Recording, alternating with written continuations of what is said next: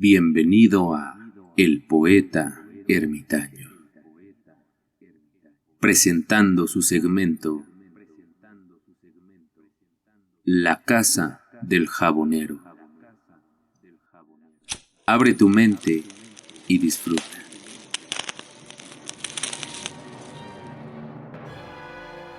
El albañil del barrio. La empatía es algo que hoy en día se impulsa supuestamente, pero jamás te explican lo que ella es. Te dicen, tienes que sentir empatía por las mujeres, por los homosexuales, por los enfermos, por los negros y bla bla bla. Sin embargo, la empatía es algo muy difícil de lograr encontrar. En la casa del jabonero vive un personaje llamado el poeta ermitaño, y es él quien escribe siempre para ustedes, a veces con frecuencia y otras a conciencia, pues temas como los que aquí trata no son fáciles de explicar sin dar tintes amarillistas y bueno, él cree que la empatía es un sentimiento que se puede desarrollar, sin embargo se nace con él o se nace sin él. Él suele decir que la empatía significa empatar tus sentimientos con los de alguien más y para ello es obligatorio ponerte en el lugar de él, pero sin tu mente absurda que medirá la situación basándose en lo que sabes, crees o piensas, y por ello es tan difícil de conseguir, pues es un acto en el que tienes que olvidar todo lo que tú eres para convertirte en todo lo que crees que la otra persona es. La empatía no sirve para juzgar, sino para comprender qué y cómo es que sucedió algo, una conducta, un acto, un pensamiento, una rabieta, un impulso, pero solemos utilizar la supuesta empatía para juzgar con severidad a los demás. Claro, ellos sin darnos cuenta de lo que nosotros hicimos cuando fuimos ellos, cuando tuvimos la edad de ellos, cuando vivimos algo similar a ellos, y entonces, todo lo que por lo general decimos desde la empatía, no es más que una falsa primicia, pues jamás hemos empatado con el vecino. El poeta ermitaño es un presuntuoso tipo que alardea de haber vivido ya todo lo que ha querido vivir, e incluso ha vivido más de lo que debería haber vivido en todo sentido, y por ello intenta llevar un poco de su visión al lector, pues considera que poseer algún conocimiento o enfoque de nada sirve si eso se queda con uno mismo. En un barrio de la ciudad, uno de esos barrios que generalmente son llamados como bravos o rojos, una flotilla de amigos se reunía con frecuencia. Ellos eran una especie de familia elegida que al menor problema se tendían la mano unos a los otros. Ellos habían nacido, crecido y aprendido absolutamente todo lo que sabían en ese mismo lugar. El mundo es un lugar enorme, pero para aquellos que somos pobres, el mundo se reduce al camino de ida y vuelta al trabajo y casa. Y nuestros viajes internacionales son a unas colonias de distancia, no porque así lo quiera uno, sino porque es para lo único que alcanza, hasta que al paso de los años, el mundo de un pobre se reduce a una colonia, a la mitad de una colonia, o a una cuadra tal vez, y en ocasiones a 4 paredes y una ventana que te acerca a la libertad. Cuando aquellos tipos de entre 16 y 24 años se juntaban, eran invencibles, no eran esclavos. Los problemas se volvían pequeños y siempre había una solución, y aunque a veces el caldo era más caro que las albóndigas, ellos eran felices juntos. No eran perfectos para los parámetros de la sociedad, pues bebían alcohol, algunos fumaban marihuana y otros usaban drogas más fuertes. Sin embargo, ellos solían verse a sí mismos como los protectores del barrio. En sus andares tardíos eran testigos de tipos que golpeaban a mujeres y corrían a defender a las damas. Veían asaltos en progreso y siempre corrían al auxilio de la víctima. La apariencia de ellos a nadie le gustaba. Siempre les temían, pues ellos representaban a ese pequeño sector de la sociedad que está dispuesto a actuar en lugar de a quejarse y a agacharse, y nada más. Y eso los convierte en un peligro. Así nos han enseñado toda la vida. A pesar de sus vicios, ellos saludaban y respetaban a todos los que vivían en aquel barrio, y aunque a veces aquellos vecinos les trataban con groserías y desprecio, ellos comprendían que era un precio a pagar por sus estilos de vida. La tarde cayó aquel día, y eran pocos los que se habían reunido en la esquina. Todos trabajaban, y había ocasiones en que no podían reunirse aunque quisieran. El más joven de ellos fue divisado a lo lejos, pero parecía que andaba borracho por su forma de caminar. Sin embargo, cuando la luz de un faro le dio de pleno, corrieron todos los amigos a verlo, pues estaba totalmente ensangrentado. En la colonia adyacente había sido golpeado después de haber ido a dejar a su novia que vivía ahí. 7 tipos le habían dado la tunda de su vida, según ellos, porque nada tenía que hacer ahí. Todos corrieron a sus casas, excepto 2 de ellos que lo llevaron a la suya. Los demás fueron a recoger cadenas, chacos, navajas, palos y bates de béisbol. Se dirigieron sin pensarlo al encuentro de aquellos que habían golpeado a uno de los miembros. Los encontraron, y aquellos tipos, al ver que habían ido muy pocos, se envalentonaron. Ya los estaban esperando con las mismas armas, y la pelea comenzó. Los primos Gómez eran respetados y temidos por muchos, y aunque eran 3, aquel día solo había 2 de ellos. La pelea fue muy cruenta. Costillas rotas, dientes caídos, espaldas abiertas por los cadenazos y cinturonazos. Pero las navajas no salieron, no fue necesario. El líder de la banda contraria fue abandonado por sus compañeros que salieron corriendo al verse superados y sentirse en peligro. Le llovieron patadas, le llovieron puñetazos, le gritaron 1000 veces que era un cobarde y otras groserías mucho más ofensivas. Quedó tendido en el medio de la calle cubierto de su propia sangre, y los Gómez se retiraron contentos de su victoria y de haber cobrado venganza por el menor de ellos. Al día siguiente, el periódico de la Nota Roja pasó gritando con sus acostumbradas frases estúpidas buscando vender gracias a la sangre y desgracia de otros, como mercenarios de la miseria humana, como los animales que son. El líder de los contrarios había muerto tirado en la calle.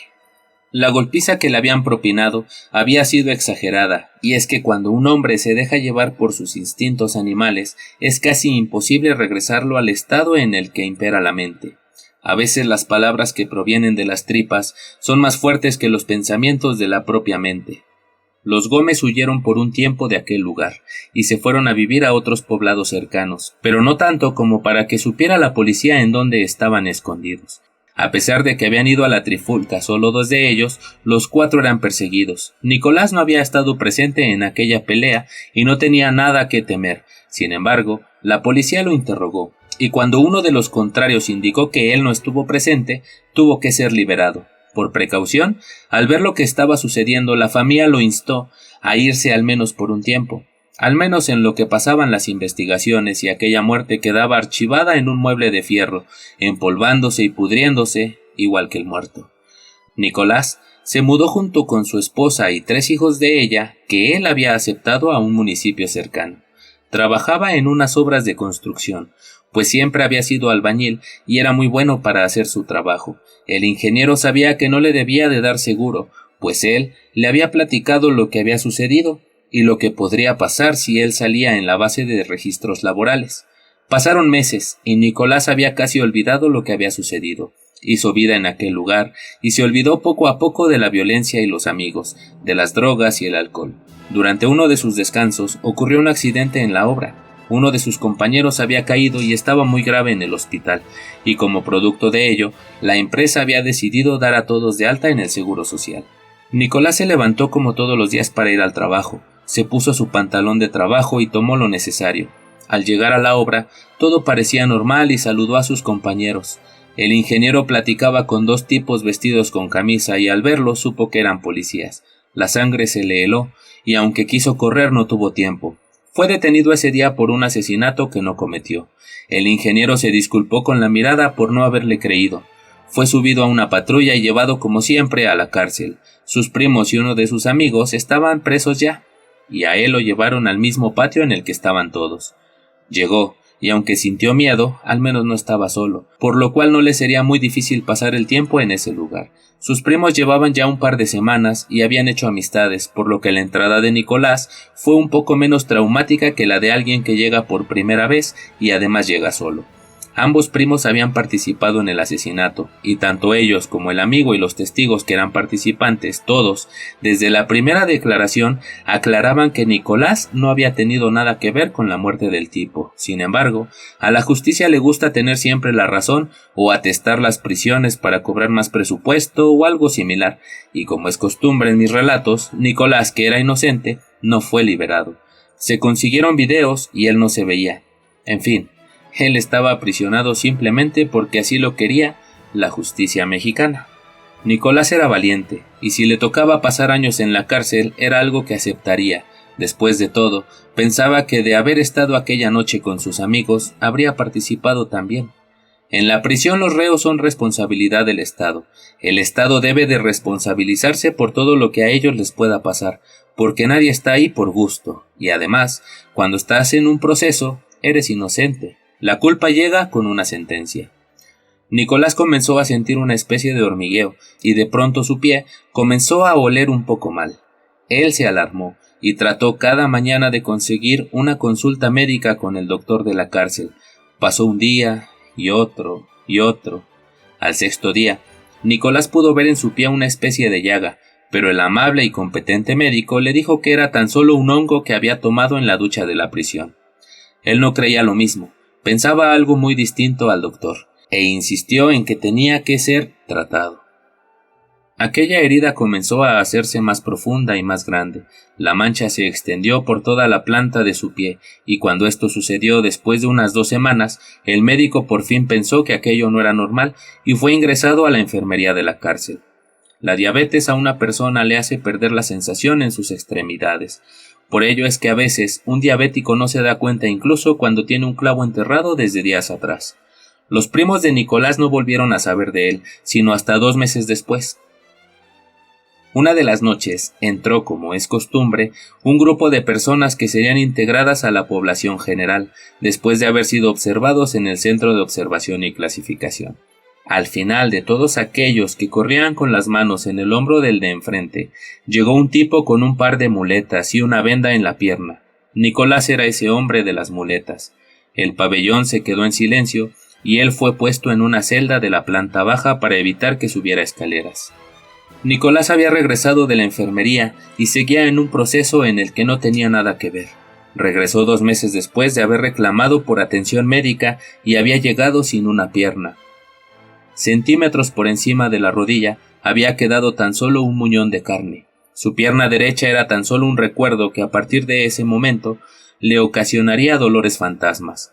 El director de la cárcel y el pseudomédico hablaron con él y le rogaron que no demandara y a cambio le darían una prótesis con la que podría hacer una vida casi normal. Nicolás estaba en un shock extraño y aceptó lo que aquellos negligentes le ofrecían. 2 años después de eso, Nicolás seguía en la cárcel, sin un solo testigo que le señalara, sin un solo video en el que saliera, sin una sola prueba, con testigos que lo ubicaban en el trabajo, testigos de buena reputación como lo era su jefe anterior.